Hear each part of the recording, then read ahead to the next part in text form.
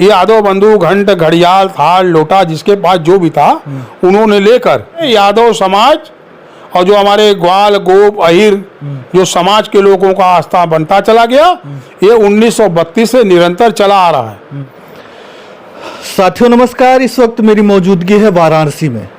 वाराणसी भारत की सांस्कृतिक और आध्यात्मिक नगरी कही जाती है और मेरे हाथों में एक कार्ड है, इस पर श्रीमद् भागवत कथा होने वाली है यही वाराणसी में, श्री काशी व्यायामशाला राज मंदिर वाराणसी में, और चंद्रवंशी गोप सेवा समिति के द्वारा वो आयोजित की जाएगी और उसके आयोजक और चंद्रवंशी गोप सेवा समिति के अध्यक्ष हमारे साथ हैं और बगल में आप पहचान ही गए होंगे भारत भूषण जी हैं।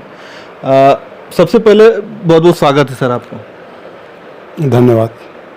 तो ये जो आप करवा रहे हैं श्रीमद् भगवत कथा, इसमें जो है पूज्य जया देवी जी जो मध्य प्रदेश से आती हैं जी, और ये जया देवी जी यादव समाज से आती हैं और ये जो है कथा कहने के लिए आ रही हैं। ये जो हमारे वाचक हैं ये किसी जात संप्रदाय के नहीं होते हैं, ये धार्मिक आयोजन के हमारे यहाँ हैं। जया देवी जी, पूज्य जया देवी जी जो हैं, और ये चारों वेद की ज्ञाता हैं और हमारे यहाँ श्रीमद् भागवत करने आ रही हैं। मैं उनका स्वागत कर रहा हूँ। और इस साल जो 12 वर्षीय इलाहाबाद के अंदर जो माघ मेला लगने वाला है, उसके पहले एक काशी से संदेश जाएगा कि मध्य भागवत के माध्यम से जो बैतूल जिले की रहने वाली मध्य प्रदेश के हैं जया देवी व्यास द्वारा ये प्रवचन किया जाएगा।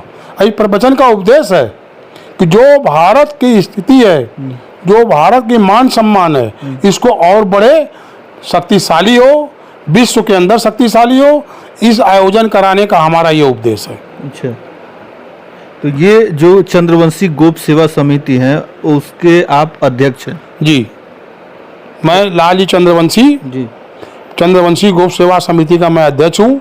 चंद्रवंशी गोप सेवा समिति बीच बीच में बरोबर कुछ न कुछ धार्मिक आयोजन करती है, सांस्कृतिक आयोजन करती है और जरूरतमंद को लोगों को मदद करने का काम कर। जैसे कोरोना काल में हम लोग लगातार 40 दिन तक हम लोग यहाँ के जो उससे परेशान थे कोरोना से, उनको शासन से प्रशासन से उन लोग को भी देने का काम करते थे।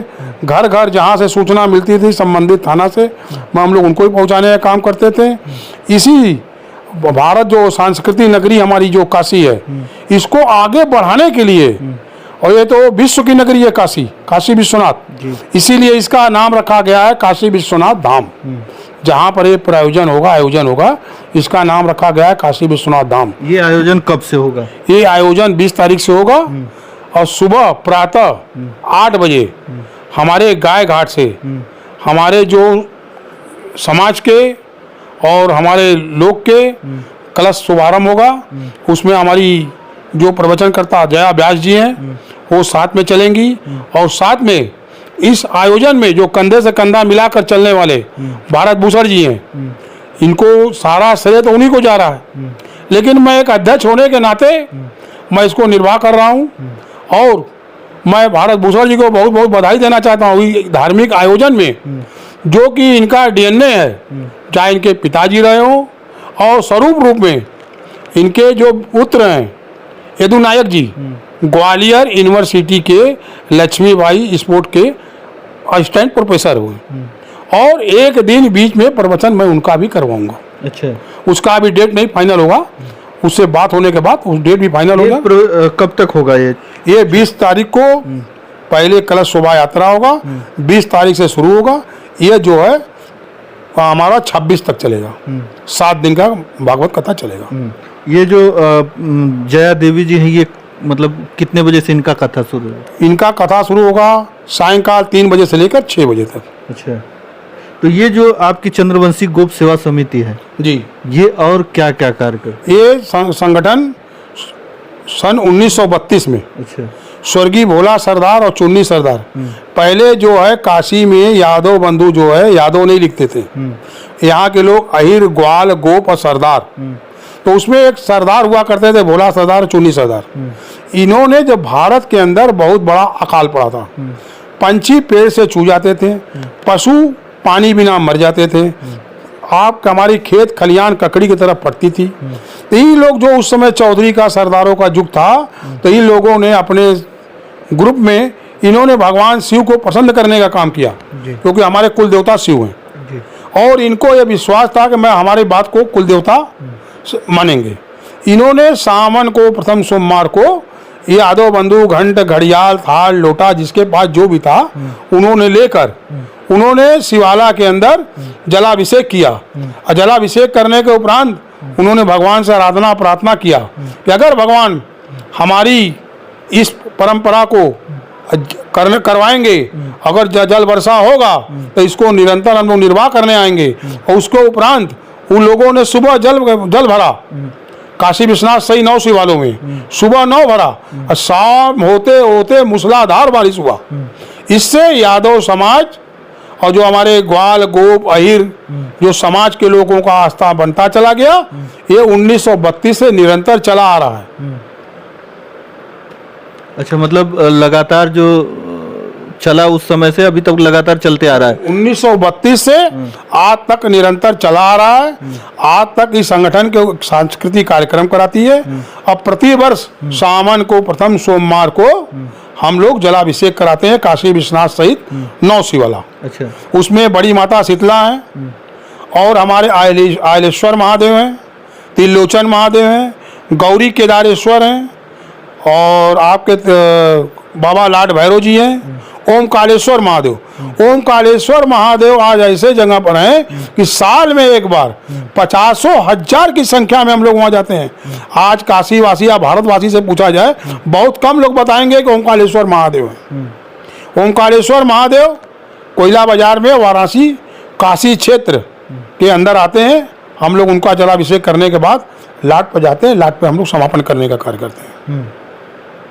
तो ये 26 तारीख को समापन इसका हो जाएगा जी। 20 अप्रैल को कलश 20 सितंबर को शोभा कलश यात्रा हमारा उठेगा गाय घाट से और आपका मछोदरी दूध कटरा जतनबर होते हुए राज मंदिर जाते हुए काशी व्यायामशाला में वहाँ पे समापन होगा। समापन होने के बाद वो सायंकाल 3 से 6 तक हमारा जो है भागवत कथा चलेगा। 20 सितंबर को एक विशाल भंडारा है। अच्छा, 20 सितंबर को पूर्णावती जो होता है हमारे पूर्णावती के बाद एक विशाल भंडारा है 26 सितंबर को। हाँ, एक विशाल भंडारा करने का आयोजन है। तो ये सारी चीजें जो करने का क्या उद्देश्य क्या है? उद्देश्य सारा करने का हमारा है कि हमारा भारत शक्तिशाली हो। अच्छा। हमारे विश्व का कल्याण हो, आपसी जो सद्भावना जो है, हमारी संस्कृति को तरक्की हो, हमारी संस्कृति आगे बढ़े। इसीलिए हम लोग काशी के जो विश्व के राजधानी में रहते हैं, इसमें हम लोग आयोजन कराने का हमारा यही उद्देश्य है। अच्छा, हमारे साथ भारत भूषण जी भी हैं। आप जो है अंतर्राष्ट्रीय मंच संचालक भी हैं। जी जी, बहुत बहुत धन्यवाद। नमस्कार।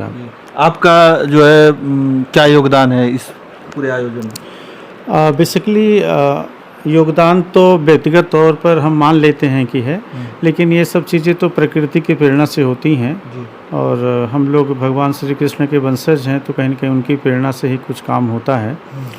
और उद्देश्य इसके पीछे या भूमिका अगर पूछें तो हम लोग ये चाहते थे कि चंद्रवंशी गौ सेवा समिति के तत्वावधान में श्रीमद् भागवत कथा का आयोजन पितृपक्ष में जो हो रहा है, तो पितृपक्ष में जो कथा का आयोजन होने की हमारी प्राचीन परंपरा रही है कि उसमें हमारे सर्व समाज के लोग अपने पितरों की आत्मसंतुष्टि के लिए और उनकी कृपा प्राप्त करने के लिए साधना के रूप में पितृपक्ष का प्रयोग करते हैं, उपयोग करते हैं, सदुपयोग करते हैं। तो हम उन्हें एक अवसर देना चाहते हैं कि अपने पितरों को, अपने पूर्वजों को याद करें और उनका आशीर्वाद और उनकी सकारात्मक ऊर्जा काम करें हमारे साथ, क्योंकि हमारे पूर्वजों की ऊर्जा सकारात्मक और नकारात्मक दोनों काम करती है। जैसा हमारा उनके साथ व्यवहार होता है, जैसी हमारी आस्था होती है, तो उसी प्रकार से हम चाहते हैं कि सकारात्मक ऊर्जा का क्रिएशन हो।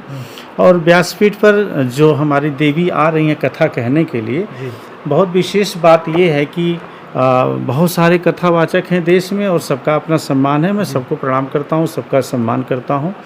लेकिन इनके साथ विशेष बात ये है कि ये ऐसी व्यासपीठ की देवी हैं जो कि 7 कथाएं करती हैं। ये 7 कथा करती हैं, मतलब कोई भी 7 कथा कहने वाला बड़ा मुश्किल से आपको खोजने से मिलेगा कि श्रीमद् भागवत कथा भी, श्री राम कथा भी, संगीतमय राम कथा और शिव कथा, परचरी कथा, गौ कथा और देवी भागवत कथा और माता पिता कथा, 7-8 कथाएं कहने की दक्षता, और भी मात्र 22 वर्ष की उम्र में अगर किसी के पास है तो निश्चित रूप से उसका प्रारब्ध और उसकी साधना में बहुत ताकत है। तो मैं चाहता हूं कि अगर वैसे तो हमारे लिए वो सम्माननीय है, व्यासपीठ पर बैठेंगे तो हमारे लिए देवी स्वरूपा हैं, लेकिन 22 वर्ष की उम्र में तो एक बालिका ही है, बच्ची की बराबर है। तो हमारे समाज के जो बच्चे हैं उनको तमाम प्रकार के अपने जीवन के सपने होते हैं। हम कर्म के आधार पर अगर हम ब्रह्मत्व को प्राप्त करते हैं, ब्रह्म का मतलब ये होता है कि ब्रह्म ज्ञानी, ब्रह्म के ज्ञानी मतलब हुआ जो हम शब्द के अंदर जो भेदन है, एक शब्द के अंदर 3 प्रकार के भेदन होते हैं मुख्यतः, और वैसे अगर उप भेदन देखें तो कुल 9 प्रकार के भेदन होते हैं, एक शब्द के 9 अर्थ होते हैं। तो उस प्रकार से हम अगर देखें शब्द के अर्थ को अगर हम समझते हैं तो वही तत्व ज्ञान होता है। 9 प्रकार का भेदन अगर हमने समझ लिया तो हम तत्व ज्ञानी हो गए, और जब हम तत्व ज्ञानी हो गए तो हम ब्राह्मण हो गए, है ना। तो चाहे वो हमारा यादव समाज हो, चाहे हमारा पटेल हो, चाहे मौर्य हो, चाहे राजभर हो, चाहे दलित हो, चाहे उच्च वर्ग हो, चाहे किसी भी क्षेत्र का हो, किसी भी वर्ग से आता हो, लेकिन अगर उसने जिस प्रकार का ज्ञान उसको प्राप्त हो गया। अब जैसे एक कोई साइंटिस्ट होता है, वैज्ञानिक बन जाता है, तो हम उसे नहीं कहते कि ये मौर्य है, हम उसे नहीं कहते कि यादव है, ये नहीं कहते कि ब्राह्मण है, क्षत्रिय, हम उसे कहते ये वैज्ञानिक है। तो वैज्ञानिक एक अलग जाति हो गई, एक अलग जमात हो गई वैज्ञानिक। कोई पॉलिटिक्स में चला गया तो बोले ये नेता है, इनके घर में फिर नहीं बोलते कि यादव हैं, क्षत्रिय हैं, नेता बोलते हैं, तो ये नेता हो गए। कोई वकील हो गया तो बोले सारे वकील हैं ये 1000, फिर उसमें जाति नहीं दिखती, तो वकील हो गए, वैज्ञानिक हो गए, नेता हो गए, अधिकारी हो गए। तो उसी प्रकार से हम जो व्यवसाय करते रहे, व्यवसाय के आधार पर लोगों ने उसको संबोधित करना शुरू किया, बाद में वो जाति में तब्दील हो गई। मेरा तो ऐसा मानना है। लेकिन धारणाएं लोगों की नहीं बदलती, उनकी मानसिकता वही है कि ब्राह्मण है तो आप वही काम करेंगे, यादव है तो वो वही काम करेगा जो उनका काम है। जैसे कि बता दिया गया कि नहीं आप भैंस पालेंगे, दूध निकालेंगे, यही सब करेंगे। तो धारणाएं हैं, तो क्या धारणाएं अब बदल रही हैं? हाँ, धारणाएं इसलिए बदल रही हैं कि अगर ताजा उदाहरण में देखिए तो बाबा रामदेव जी को ले लीजिए। भाई पूरी दुनिया में जो योग की नई क्रांति हुई है आधुनिक भारत में, उसमें सबसे बड़ा श्रेय बाबा रामदेव जी को जाता है। और बाबा रामदेव जी, जहाँ तक मेरी जानकारी है, वो यदुवंश समाज से आते हैं, है ना। और ऋषि परंपरा, वैदिक परंपरा और योग परंपरा को और ये स्वदेशी को उन्होंने पूरी दुनिया में एक ऊंचाई दिया, लेकिन वो यदुवंश समाज से आते हैं। लेकिन अब संत समाज उन्हें संत कहता है कि संत के प्रतिनिधि हैं, संतों ने उन्हें स्वीकार किया। तो जब हमारे पास योग्यता जिस प्रकार की हो जाती है तो हम उस योग्यता के आधार पर उस पद को प्राप्त कर लेते हैं। लोगों की धारणा बदल रही है, हाँ धीरे धीरे बदली है, अब वो थोड़ी गति ले रही, क्योंकि टेक्नोलॉजी का युग है, सोशल मीडिया का युग है, सारे ज्ञान सबके पास उपलब्ध हैं। तो हम वरीयता के आधार पर अब ज्ञान नहीं दे सकते, ज्ञान सबके पास उपलब्ध है। पहले हम जिसे चाहते थे उसे ज्ञान देते थे, आज हम जो चाहते वो हमारे पास उपलब्ध है ज्ञान। तो हम चाहे कथा वाचन में जाना चाहें, चाहे हम व्याकरण पढ़ें, चाहे ज्योतिषाचार्य बनना चाहें, चाहे कर्मकांडी बनना चाहें, और चाहे वैज्ञानिक बनना चाहें, डॉक्टर, इंजीनियर, मास्टर बनना चाहें, सबका ज्ञान हमारे पास उपलब्ध था। पहले हमारे पास ज्ञान उपलब्ध नहीं था, हमें विशेष व्यक्ति से निवेदन करना होता था, उसकी कृपा के आधार पर हमें जो प्राप्त हो जाए। लेकिन अब ऐसा नहीं है, अब टेक्नोलॉजी और संविधान ने सबको सब कुछ उपलब्ध करा दिया है, इसलिए सभी समाज के व्यक्ति सब बन सकते हैं।